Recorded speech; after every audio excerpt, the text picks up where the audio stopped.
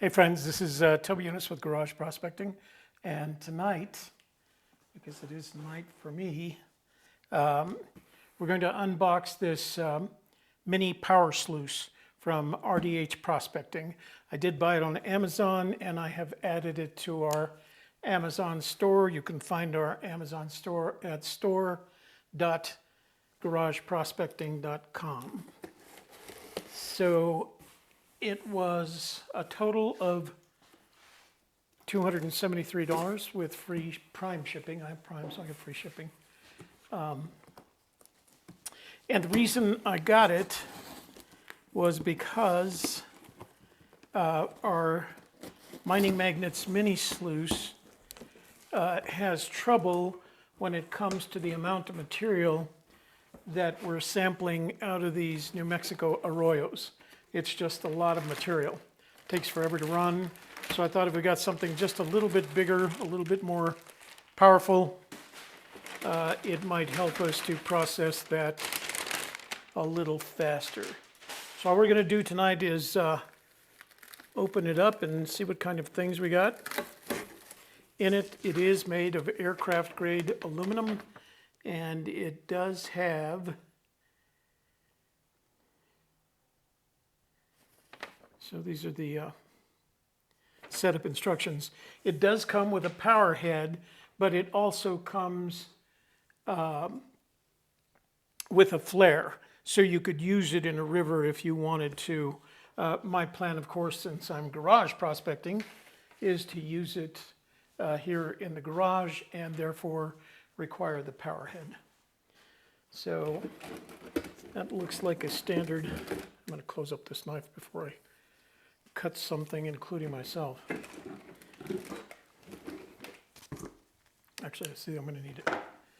So this looks like a standard 1-inch tube.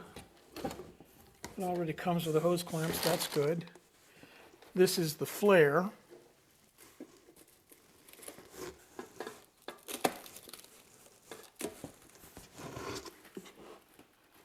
Make sure, guys, it's still in the shot.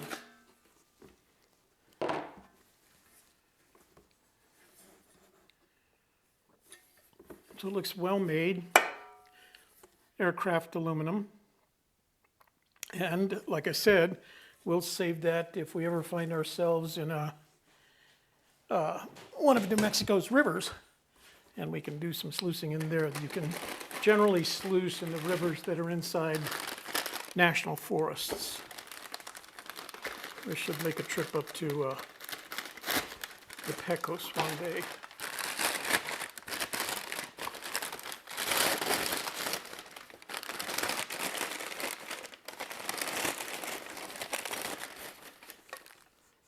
So this is the water pump. This looks very, this is the, I'm familiar with this one. This is the 1,100 gallon per hour pump that came with the mini sluice as well.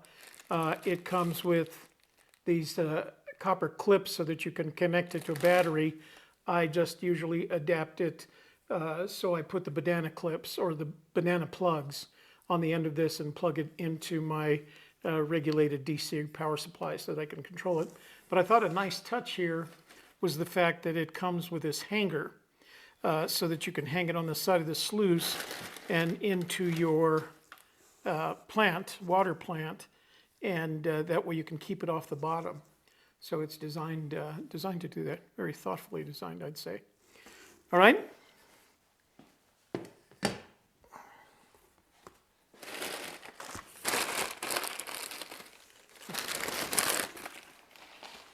I'll save those copper clips and add them. I have a box called electrical, and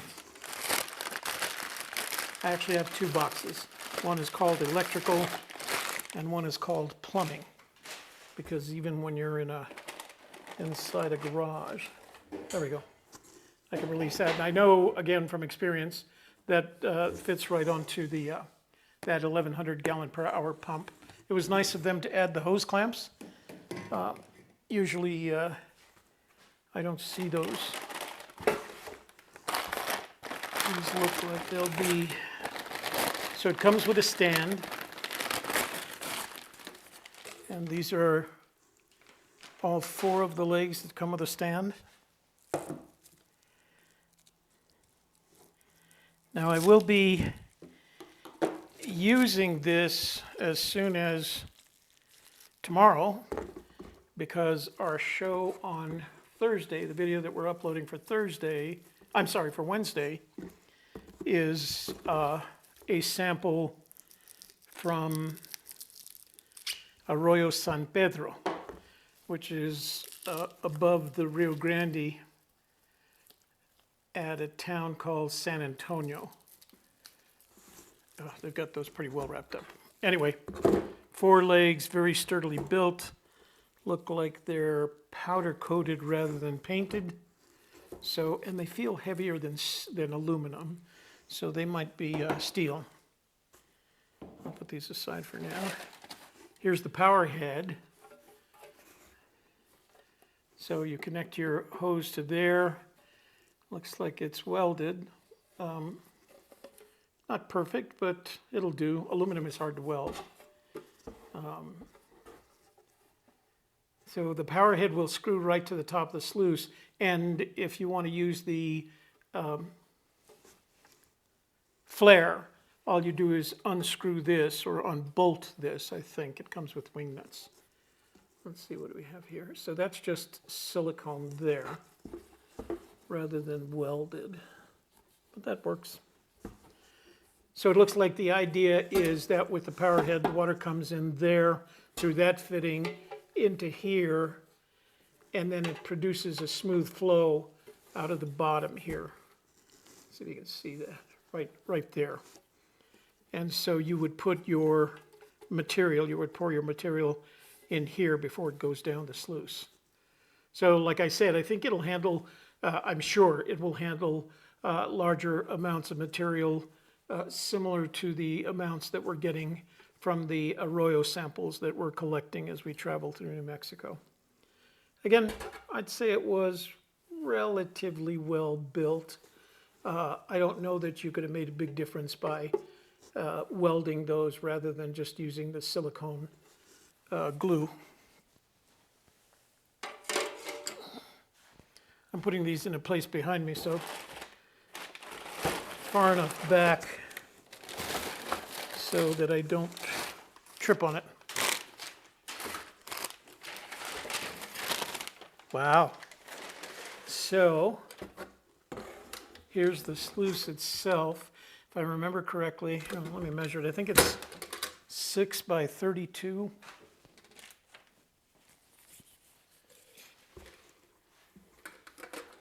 Yeah, 6. Let's do it from the inside.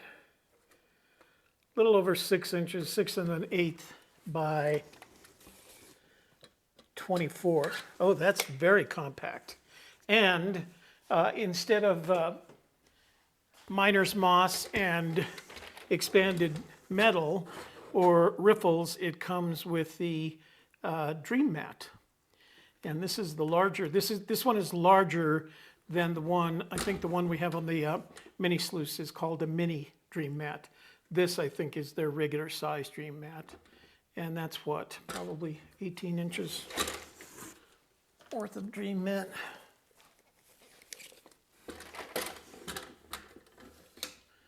"16 inches, 6 by 16. So I'm going to guess that's a standard size. And they are bolts. You can see right here, nuts and bolts here and on the bottom. I'll probably replace those with wing nuts just to make it easier. You can see that there's wing nuts here inside the sluice run, holding down the Dream Mat and making sure you don't get anything covered up. This is loose down here, so it'll come up easy when you're ready for clean out. But yeah, let me do that again. So there's screws and nuts, and I'll probably replace those nuts with wing nuts just to make it easier, so you don't have to mess with wrenches and things like that. Nice little package.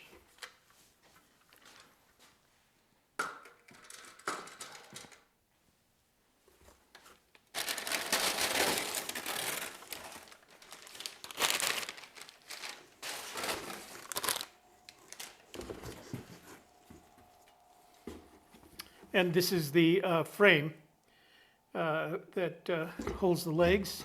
And again, I think this is made of steel, and it looks like, I don't know if it's powder coated. It looks like it's painted, but that's okay. You can always, if it wears, you can always paint. So here's what I'm going to do. I'm going to turn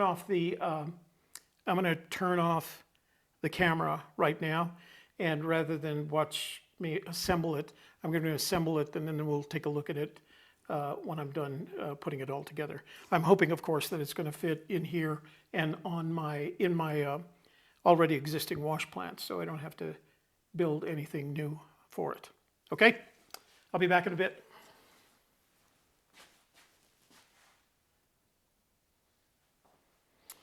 All right, so the first thing is it just barely fits with my old wash plant. It feels the old wash plant needs to be a little bit shorter and maybe a little bit longer. I might have to get a new one for this, or I may have to run it on the floor.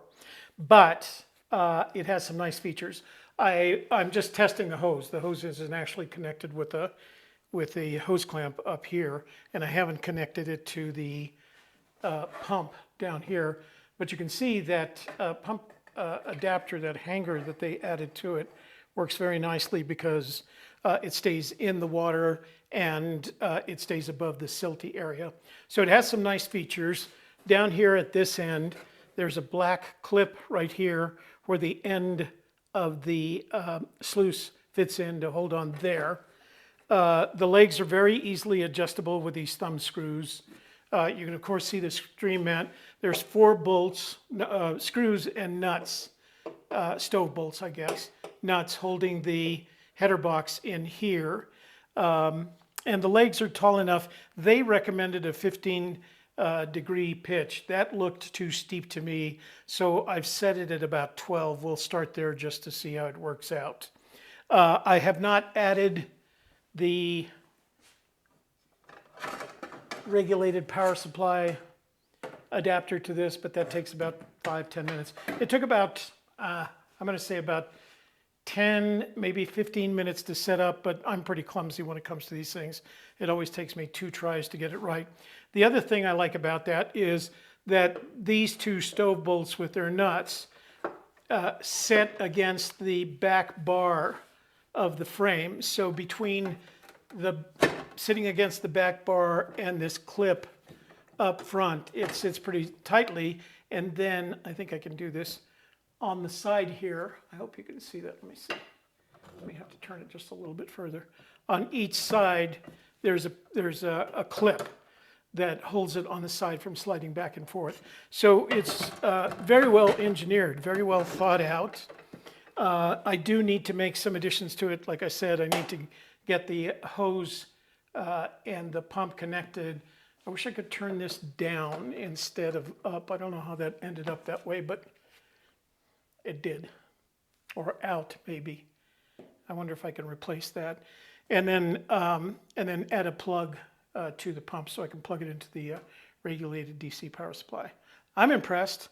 It came together easily. It's very well constructed, very strong, not very flimsy, and the way that it sits in the frame makes it very stable instead of sliding around. The legs, of course, are adjustable with the thumb screws, as I said. So, all right, let me finish up some work on it to clean it up, get everything so it works for me, and then we are going to be running an Arroyo sample down this instead of using the mini cleanup sluice. Okay? If you have any questions, ask them in the comments and I'll try to answer them.